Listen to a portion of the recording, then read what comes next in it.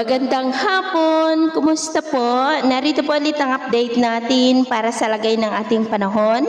Ngayong hapon po ng September 11, 2024 na kung saan sa ngayon, gaya po ninyong napapansin, ay mas lumakas pa ang bagyo na nasa labas ng ating area of responsibility na mayroon pong international name na Bebingka at lumakas na rin ang paghatak nito ng habagat na nakakapekto na po sa malaking bahagi ng ating bansa. Hindi pa rin inaalis ang posibilidad na mas lalakas pa yan bilang typhoon category at papasok sa ating area of responsibility sa darating na Biyernes, ngunit posibleng dyan lamang po sa northeastern tip boundary, ngunit tatawagin pa rin yan sa local name na Bagyong Ferdy kung yung sentro po nito ay papasok na sa ating area of responsibility at nagbabanta na tumbukin ang Shanghai, China na posibleng lalakas pa yan bilang super typhoon at maglandfall sa darating po na linggo. At ito nga pinapakita ng forecast model nating ginagamit hanggang sa susunod na 2 linggo ay posible pa rin ang sunod-sunod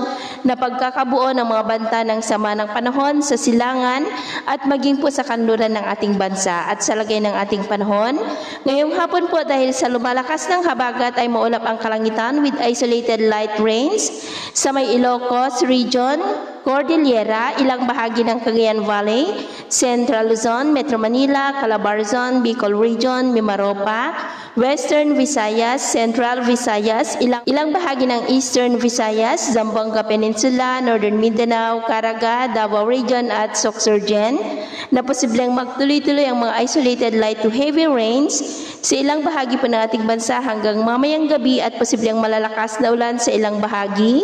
Kaya mag-ingat po tayo sa posibleng banta pa rin po ng mga pagbaha at pagguho ng lupa.